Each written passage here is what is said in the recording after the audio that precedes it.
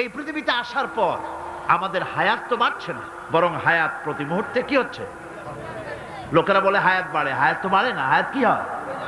জন্মের পরের থেকে আমার জন্য রিজার্ভ আছে যতটুকুন, 50 বছর বাঁচবো, 60 বছর বাঁচবো, যতটুকুন হায়াত আমার জন্য নির্ধারিত করা আছে, নির্ধারণ করা আছে, প্রতিদিন একদিন একদিন করে কমে যেতেছে।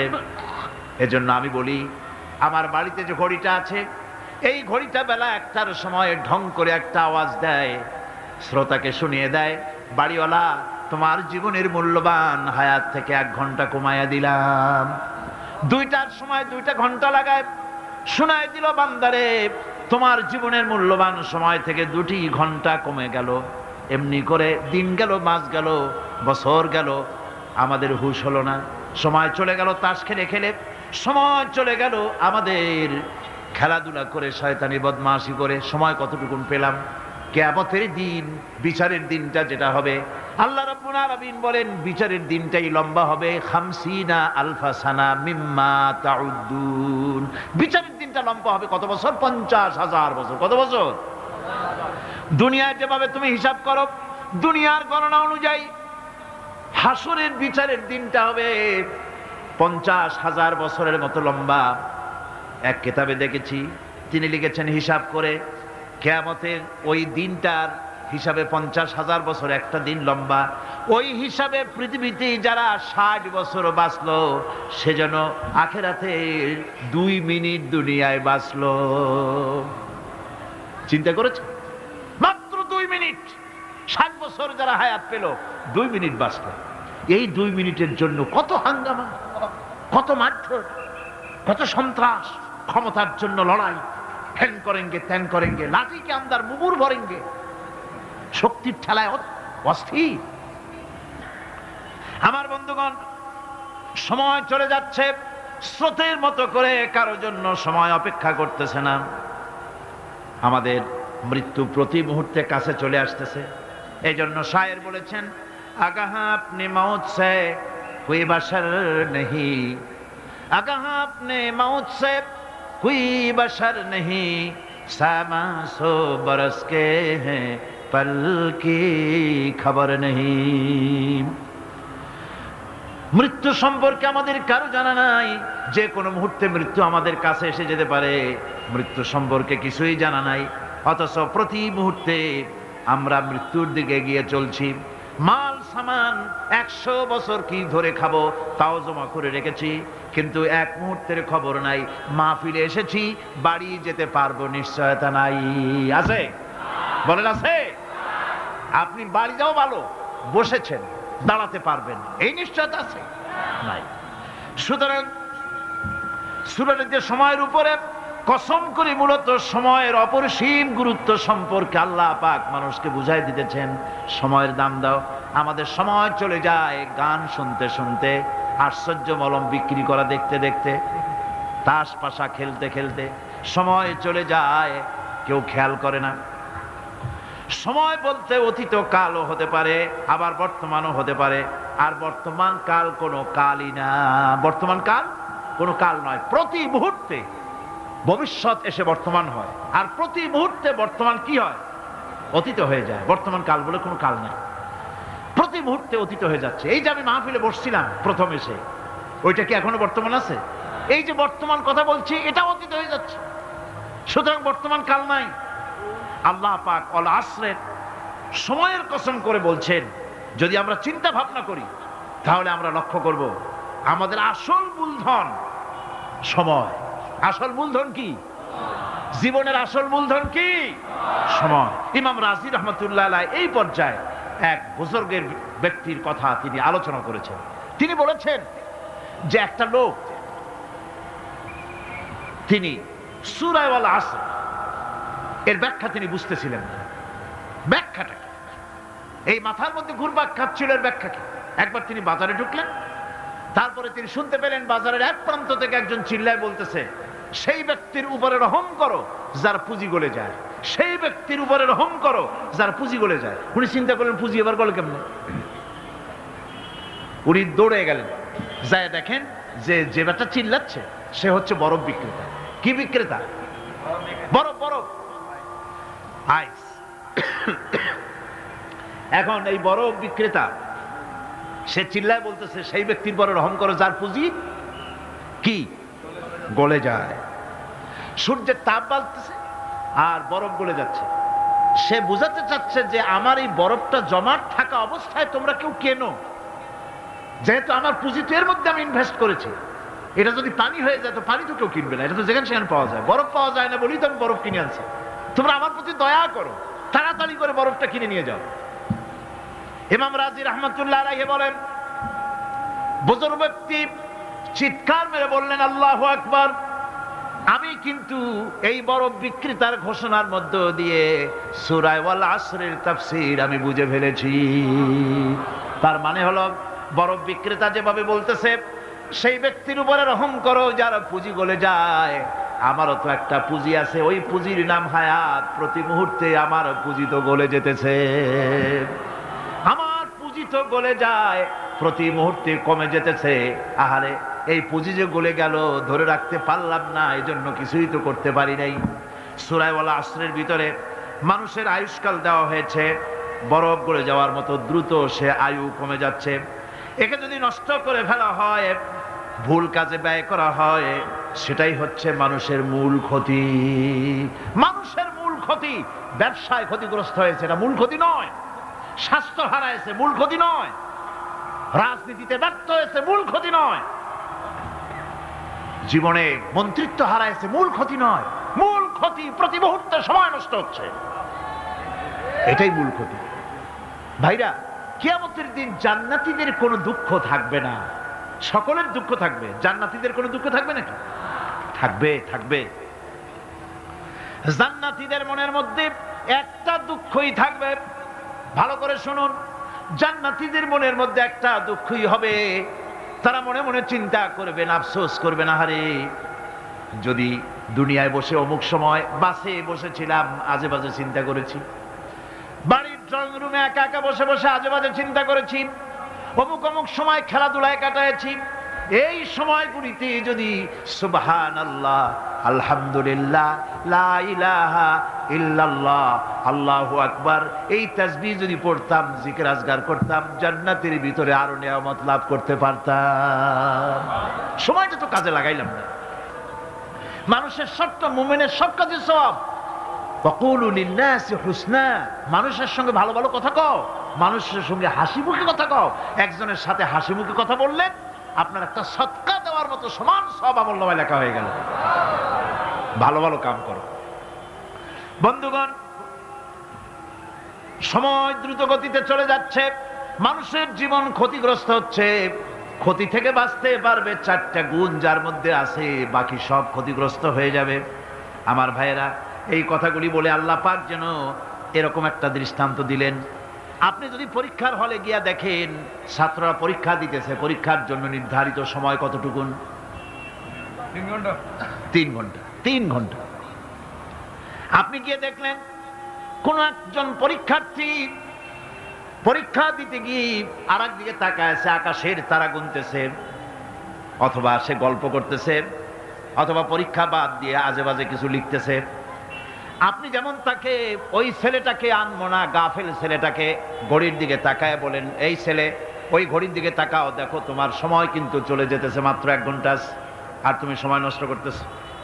আল্লাহ যেন স্নেহ পরবশে তাম পৃথিবীর গোলামদেরকে, বান্দাদেরকে আঙ্গুল নির্দেশনা দিয়ে বলছেন, বান্দারা, প্রতি মুহূর্তে তোর জীবনের মূল্যবান সময় চলে যেতেছে, প্রতি মুহূর্তে সময় যাচ্ছে। আল ইনসান, ইনসান বলতে শুধু মুসলমান না, ইনসান বলতে কি মুসলমান শুধু না, আল ইনসান মানব মণ্ডলী, বিশ্বের সমস্ত মানুষকে আল্লাহ বলছেন, হিন্দু, খ্রিস্টান, বৌদ্ধ, নাসারা, ইহুদি, মজুসি, মুসলমান, বিশ্বের সব মানুষকে আল্লাহ বলছেন। যেহেতু আল্লাহ স্রষ্টা, মানুষের ব্যাপারে সার্বিক কল্যাণময় কথা কে বলতে পারেন? কে বলতে পারেন? সে আল্লাহ রাব্বুল আলামিন বলছেন,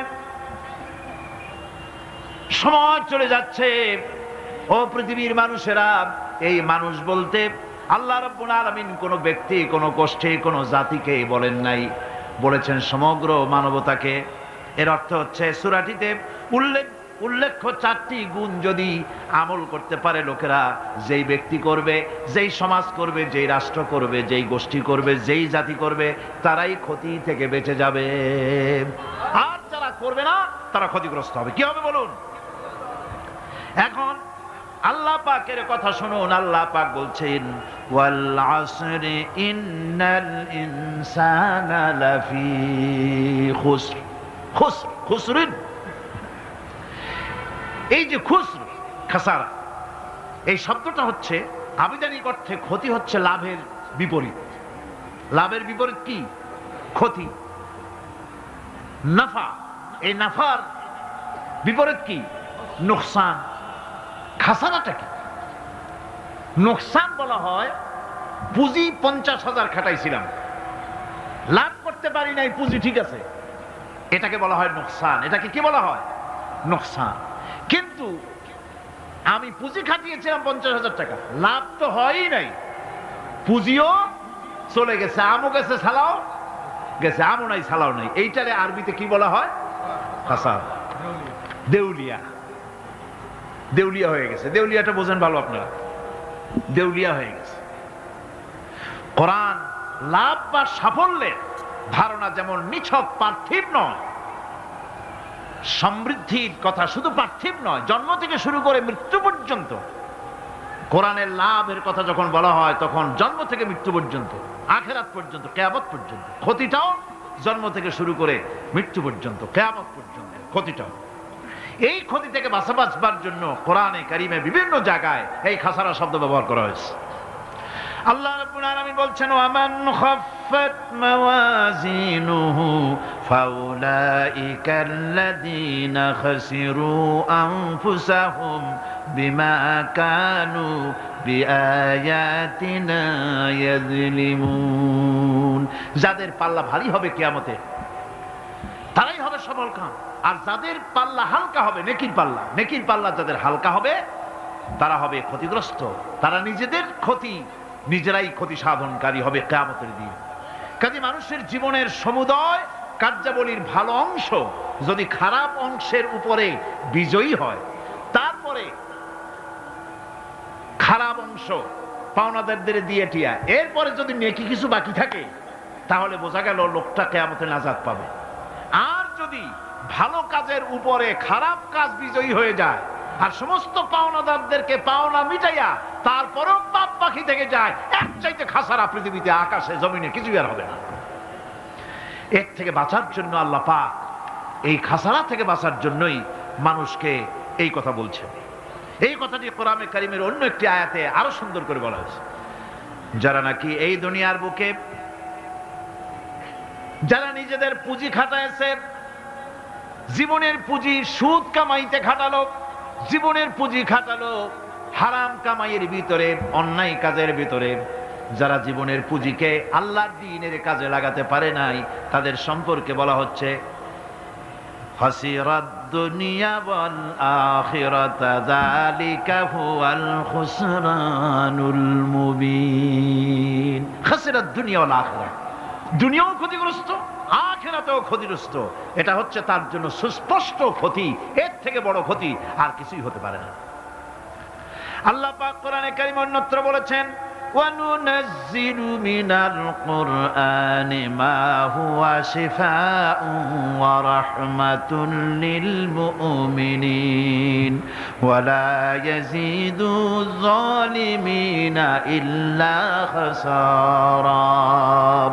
আমি এই কোরআন অবতরণের পরিক্রমায় এমন সব বিষয় অবতীর্ণ করেছি যা মুমিনদের জন্য নিরাময় এবং তাদের জন্য রহমত, আর জালিমদের জন্য ক্ষতি ছাড়া আর কিছুই বৃদ্ধি পায় না। জালিমদের জন্য ক্ষতি বৃদ্ধি পায়, আর যারা মুমিন তাদের জন্য এর মধ্যে নিরাময় আছে, এর মধ্যে রহমত আছে। অর্থাৎ যারা এই কোরআনকে যারা নিজেদের আইনের কিতাব হিসেবে গ্রহণ করেছে, কোরআনকে তাবিজের কিতাব হিসাবে নয়, ধর্মীয় কিতাব হিসাবে নয়, কোরআন সংবিধান। কোরআন কি? কোরআনকে যারা সংবিধান হিসাবে মেনে নিয়েছে, কোরআনকে যারা সংবিধান হিসাবে গ্রহণ করলো, ব্যক্তি, পরিবার, সমাজ, রাষ্ট্রে তাদের যাবতীয় মানসিক, বুদ্ধিবৃত্তিক, নৈতিক, তামাদ্দুনিক রোগের নিরাময় হবে, এর দ্বারা শান্তি হবে। কিন্তু যেসব জালিম এই কোরআনকে প্রত্যাখ্যান করেছি, কোরআনকে যারা মৌলবাদীদের কিতাব বলে, কোরআনের কথা বললে মৌলবাদ বলে গাল দেয়, তারা তাদের কপালকে পোড়াইয়া ছাই বানাইয়া দিছে, তাদের তাদের কপাল ভস্মীভূত করে দিয়েছে। আমার দেশে, এই দেশটা কি মুসলমান বেশি না অন্য জাতি বেশি? কোন জোরে কোন? মুসলমান সবচেয়ে। খুব লক্ষ্য করে শোনেন, এই দেশে সবচেয়ে মুসলমান বেশি, ইন্দোনেশিয়ার পরে। পৃথিবীর দ্বিতীয় বৃহত্তম মুসলিম দেশ হলো কোনটা? বাংলাদেশ। এই দেশে ইসলামরে যত গালি দেওয়া হয়েছে, কোরআনকে যত গালি দেওয়া হয়েছে, আলেমদেরকে যত গালি দেওয়া হয়েছে, রাসূলুল্লাহকে যত গালি দেওয়া হয়েছে, ইসলামী আদর্শকে যত গালি দেওয়া হয়েছে, পৃথিবীতে কোন দেশে এইভাবে ইসলামকে গালি দেওয়া কোথাও হয় না।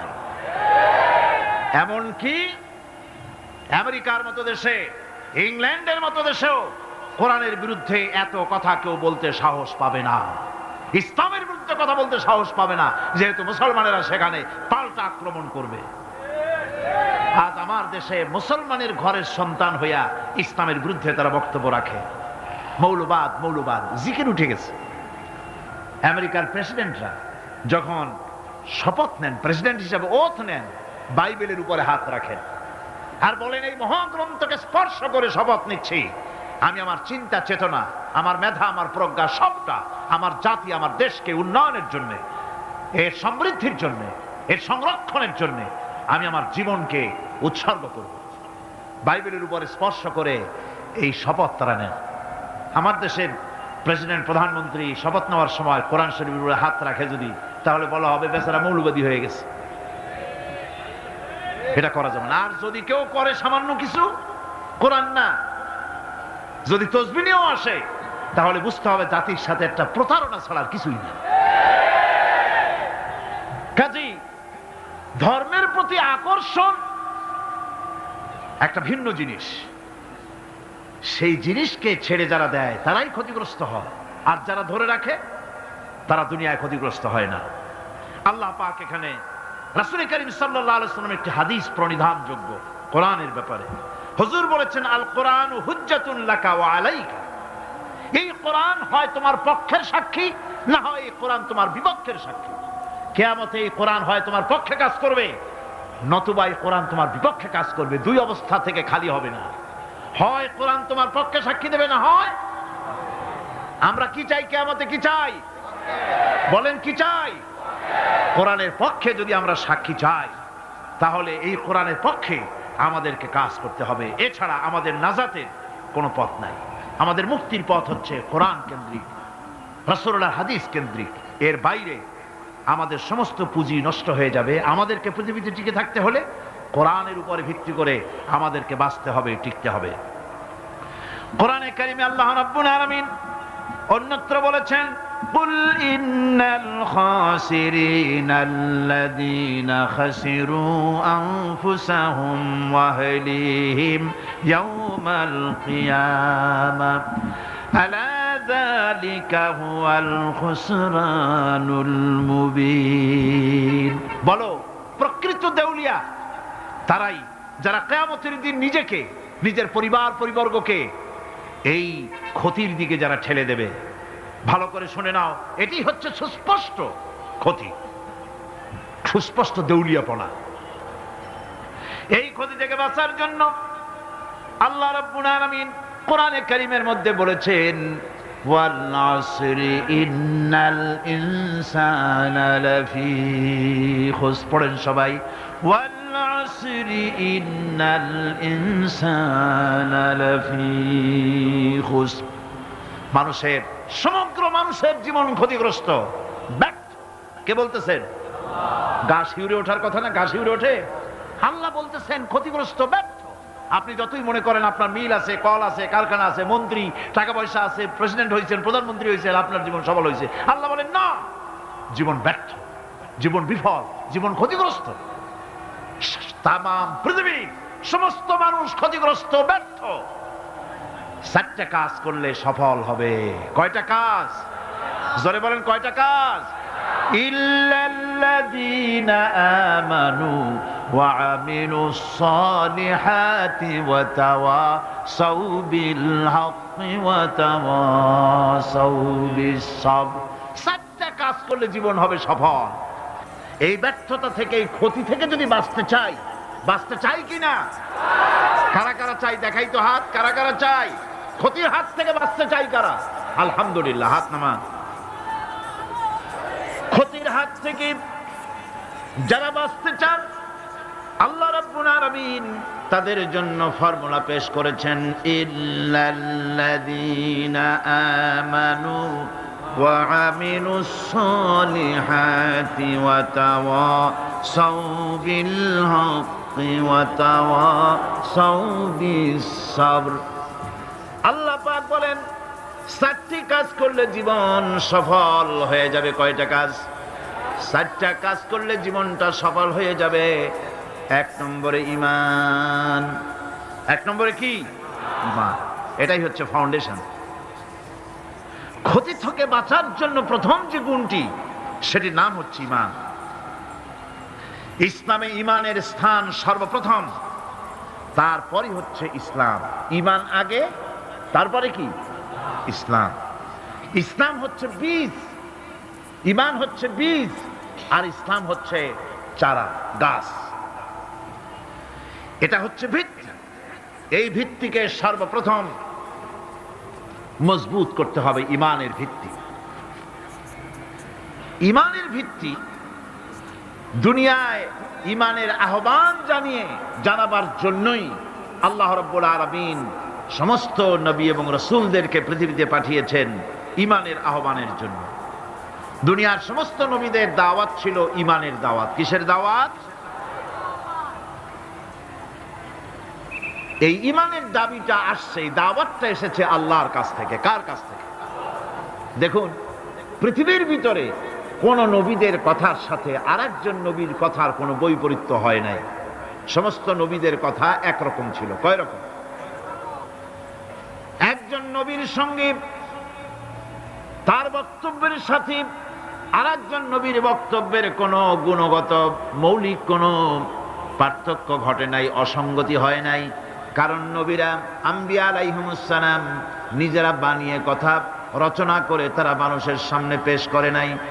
সমস্ত নবীদের কাছে যত দাওয়াত এসেছে, একটা অফিস থেকে এসেছে। সে অফিসটা হচ্ছে কার? আল্লাহ রাব্বুল আলামিনের। তাই দুনিয়ার সমস্ত পয়গম্বরদের দাওয়াত ছিল না ইলাহা ইল্লাল্লাহ, লা ইলাহা ইল্লাল্লাহ, লা ইলাহা, লা ইলাহা ইল্লাল্লাহু মুহাম্মাদুর রাসূলুল্লাহ। এটাই ছিল সমস্ত নবীদের দাওয়াত। কোরআনে কারীম তার ধারক এবং বাহক সম্পর্কে বলে যে তিনি যে দাওয়াত দিয়েছেন, সে দাওয়াতটা হলো ঈমানের দাওয়াত। আমাদের নবী তিনি এসে যে দাওয়াত দিয়েছেন, সে দাওয়াতটা কিসের? কোরআনে কারীম বলছি, রব্বানা ইন্নানা সামি'না মুনাদিয়ান ইউনাদি লিল ঈমান। হে আমাদের রব, নিশ্চয়ই আমরা এমন একজন আহ্বায়কের আহ্বান শুনেছি, যিনি আমাদেরকে ঈমানের দাওয়াত দিয়েছেন। এমন কোন পয়গম্বর নাই দুনিয়ায় যিনি ঈমানের দাওয়াত দেন নাই। সকলেই ঈমানের দাওয়াত মানুষের সামনে, বিশ্ববাসীর সামনে পেশ করেছেন। কোরআনে হাকিম স্পষ্ট একটা সীমারেখা দুনিয়ার মানুষের সামনে পেশ করে পৃথিবীর মানুষগুলিকে দুটি শ্রেণীতে বিভক্ত করে দিয়েছে। একটি হচ্ছে ঈমান পোষণকারী, আর একটি হচ্ছে অবিশ্বাসী। একটা ঈমান পোষণকারী আর একটা অবিশ্বাসী। ঈমান পোষণকারীরা সত্যশ্রয়ী, তারা হচ্ছে জ্ঞান এবং নূরের সম্পদে সমৃদ্ধ।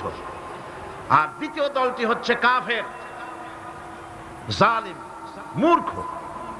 তারা হেদায়েতের রাস্তা তাদের জন্য অবরুদ্ধ। কোরআনে কারীম এই দুইটি দল সম্পর্কে উল্লেখ করতেছেন মাসালুল ফারিকাইনি কাল আ'মা ওয়াল আসাম্মি ওয়াল বাসীরি ওয়াস সামিম হাল ইয়াস্তাবিয়ানি মাসালান আফালা। কোরআন শরীফ বলছে হাল ইয়াস্তাবিয়ানি মাসালান আফালা তাযাক্কারুন। দুইটি শ্রেণীতে আল্লাহ পাক ভাগ করে দিয়েছেন।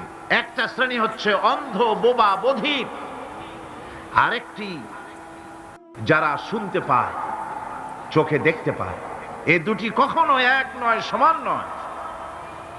এ দুটির রাস্তা আলাদা। কাফেরের রাস্তা আর ইমানদারদের রাস্তা সম্পূর্ণ ভিন্ন। আল্লাহ রাব্বুল আলামিন ঈমান এবং কুফরের পার্থক্য বলে দেওয়ার জন্য গোটা মানব জাতির মধ্যে স্পষ্ট করে বলেছেন লা ইকরাহা ফিদ-দীন ক্বাদ তাবায়্যানার রুশদু মিনাল গায়ব। দ্বীনের ব্যাপারে জোর জবরদস্তি নেই। এখানে হেদায়েত, হেদায়েতের পথ এবং গোমরাহি, হেদায়েতকে গোমরাহির পথ থেকে সম্পূর্ণ আলাদা করে দেওয়া হয়েছে। লা ইকরাহা ফিদ-দীন, দ্বীনের ব্যাপারে কোনো জোর জবরদস্তি নাই। যারা ধর্মনিরপেক্ষবাদী তারা এই আয়াতটাকে নিজেদের মতবাদকে প্রতিষ্ঠার লক্ষ্যে অনেক সময় কাজে লাগায়। দুটি আয়াতকে তারা বেশি ব্যবহার করে। একটা হচ্ছে লাকুম দীনুকুম ওয়ালিয়া দীন, আর একটা হচ্ছে লা ইকরাহা ফিদ-দীন। এই দুইটি আয়াতকে ধর্মনিরপেক্ষবাদীরা ব্যবহার করে। এই দুটির কোনটি তাদের আদর্শকে বোঝাবার লক্ষ্যে ব্যবহারের কোনো সুযোগ নাই। লা ইকরাহা ফিদ-দীন, ধর্মের ব্যাপারে কোনো বাড়াবাড়ি নাই, জোর জবরদস্তি নাই। এ কথা বলা হয়েছে এই কারণে যে কোন বিধর্মীকে, অমুসলিমকে ভয় দেখিয়ে, লোভ দেখিয়ে অথবা কোন ক্রমে কোন প্রকার চাপ সৃষ্টি করে তাকে মুসলমান বানানো যাবে না। এমনকি সূরা তওবার মধ্যে এসেছে যুদ্ধ চলাকালীন সময়, জিহাদ চলাকালীন সময় কোন অমুসলিম যদি ইসলাম জানার জন্য তোমাদের তাঁবুতে আসে তাহলে তুমি তাকে ইসলাম বুঝাও। ইসলাম শোনার পরে যদি মেনে নেয় ভালো কথা, আর যদি না মানে তাকে তার তাঁবু পর্যন্ত ফিরে যেতে চাও, ফিরে যেতে দাও। মাঝপথে তাকে আক্রমণ করা যাবে না। ধর্মের ব্যাপারে কোনো বাড়াবাড়ি নাই। লা ইকরাহা ফিদ-দীন, এর দ্বারা ধর্মনিরপেক্ষতার কোনো কথা বোঝানো হয়নি। আর লাকুম দীনুকুম ওয়ালিয়া দীন, এটা ছিল কাফেরদের সেই বক্তব্যের প্রেক্ষিতে যেখানে কাফেরেরা বলেছিল মুহাম্মদ সাল্লাল্লাহু আলাইহি ওয়াসাল্লাম আসুন আমরা এক কাজ করি, সেটা হলো ধর্ম নিয়ে আমাদের মধ্যে যে বাকবিতণ্ডা হচ্ছে আমরা ধর্মকে 50-50 ভাগ করে নিই। কিছুদিন আমরা গিয়া আপনার আল্লাহরে সেজদা দেই, আর কিছুদিন আপনারা আমাদের মূর্তিগুলিকে প্রণাম করুন। এই প্রস্তাব যখন রাখল আল্লাহ রাব্বুল আলামিন সূরা কাফিরুন অবতীর্ণ করে দিলেন কুল ইয়া আইয়ুহাল কাফিরুন লা আ'বুদু মা তা'বুদুন। হে কাফেরেরা, হে অবিশ্বাসীরা, নবী আপনি বলুন হে অবিশ্বাসীরা, তোমরা যার ইবাদত করো আমরা তার ইবাদত করি না, আবার আমরা যার ইবাদত করি তোমরাও তার ইবাদত করো না। সুতরাং লাকুম দীনুকুম ওয়ালিয়া দীন, সুতরাং তোমাদের দিন তোমাদের জন্য, আমাদের দিন আমাদের জন্য। এখানে নিরপেক্ষতার কথা বলা হয় না, এখানে পক্ষের কথা বলা হয়েছে। কিসের পক্ষ? ধর্মের পক্ষ। কিসের পক্ষ? হিন্দু, খ্রিস্টান, বৌদ্ধ তোমরা তোমাদের ধর্মের পক্ষে থাকো, মুসলমান তোমরা তোমাদের ধর্মের পক্ষে থাকো। ধর্মের ব্যাপারে নিরপেক্ষ হওয়ার কোনো সুযোগ নাই। আছে নাকি সুযোগ? আমি পার্লামেন্টে বলেছি এই কথা যে একটা ধর্মের উপরে বিশ্বাস করে নিজেকে একটা ধর্মের পক্ষের ব্যক্তি হিসাবে ঘোষণা করে কেউ বলছে, দাবি করছে আমি হিন্দু, কেউ বলছে আমি বৌদ্ধ, কেউ বলছে আমি খ্রিস্টান, কেউ বলছে আমি মুসলমান। নিজেকে একটা ধর্মের বিশ্বাসী ঘোষণা করার পর আমি ধর্মনিরপেক্ষ, এই কথাটা মিথ্যা, বানোয়াট, জালিয়াতি, প্রতারণা, মুনাফিক। কোন ধর্মের অনুসারী ব্যক্তি ধর্মনিরপেক্ষ হতে পারে না। কেবলমাত্র নাস্তিক, যারা আল্লাহরে মানে না, আল্লাহকে স্বীকার করে না, ওরা বলতে পারে আমরা ধর্মনিরপেক্ষ, ধর্মের ব্যাপারে আমরা নিরপেক্ষ, গুলো মানি না, বিশ্বাস করি না। কিন্তু যারা ধর্মে মানে, সেদের যে ধর্মেরই হোক না কেন, সে ব্যক্তি ধর্মনিরপেক্ষ যদি দাবি করে, এটা মিথ্যে কথা, এটা মুনাফিকি ছাড়া আর কিছু হতে পারে না। মুসলমানকে, যে কোনো জাতিকে যে ধর্মে আছে ধর্মের পক্ষে থাকার কথাই বলা হয়েছে। এখন আমি বলতেছিলাম ঈমানের কথা। ঈমান আগে আনতে হবে। ঈমান সম্পর্কে আল্লাহ রাব্বুল আলামিন বলতেছেন ঈমান হলো আগে, তারপরে ইসলাম। আবার ঈমান আনার আগে আবার কুফরি একটা শব্দ আছে, সেটা হলো ফামান ইয়াকফুর বিত্তাগুতি ওয়া ইউমিন বিল্লাহি ফাকাদ ইসতামসাকা বিল উরওয়াতিল উসকা লা ইনফিসামা লাহা ওয়াল্লাহু সামিউন আলীম। ফামান ইয়াকফুর বিত্তাগুত, যে ব্যক্তি তাগুতকে অস্বীকার করেছে, সর্বপ্রথম তাগুতকে অস্বীকার করতে হবে। ওয়া ইউমিন বিল্লাহ, আর এরপরে আল্লাহর উপরে যে ঈমান আনলো, ফাকাদ ইসতামসাকা বিল উরওয়াতিল উসকা, সে এমন এক শক্ত অবলম্বন ধারণ করলো যা তাকে কোনো কিছুই বিচ্ছিন্ন করবে না, ধ্বংস করে দেবে না। সুবহানাল্লাহ। এখন সত্যিকারের ঈমানদারের পরিচয়টা কি? কোরআনে কারীম সত্যিকারের ঈমানদারের পরিচয় এভাবে পেশ করতেছে, ইন্নামাল মুমিনুনা আল্লাযীনা আমানু বিল্লাহি ওয়া রাসূলিহি সুম্মা লাম ইয়ারতাবু وجاهدوا بأموالهم وأنفسهم في سبيل الله أولئك هم الصادقون। ঈমানের দাবিতে সত্যবাদী কারা? ইন্নামাল মুমিনুনা আল্লাযীনা আমানু বিল্লাহি ওয়া রাসূলিহি, সত্যিকারের মুমিন তো তারা যারা নাকি ঈমান এনেছে আল্লাহর উপর এবং রাসূলের উপরে। এই ঈমান আনার পর সুম্মা লাম ইয়ারতাবু, এরপরে কোন সন্দেহে সে নিপতিত হয় নাই, কোন সন্দেহ তার মনের মধ্যে জায়গা পায় নাই, আর সে আল্লাহর রাস্তায় জিহাদ করেছে মাল দিয়ে, জান দিয়ে। উলাইকা হুমুস সাদিকুন, এরাই হলো ঈমানের দাবিতে সত্যবাদী। সুম্মা লাম ইয়ারতাবু, অথবা এক বিন্দু সন্দেহ মনের মধ্যে জায়গা দেয় নাই। অর্থাৎ ঈমান আনছি কার উপরে? আল্লাহর উপরে। কার উপরে? আর তার রাসূলের উপরে। আল্লাহ এবং রাসূলের উপরে ঈমান আনার পর যারা আল্লাহ এবং রাসূলের বিধান জীবনের সকল ক্ষেত্রে মানতে পারে নাই, তারাই সন্দেহে নিপতিত হয়েছে। কথা বুঝতে পেরেছেন? তাদের সন্দেহ এই কোরআন মানুষের জীবন, তার সম্পদ, তার রাজনীতি, তার অর্থনীতি পরিচালনা করতে পারে না।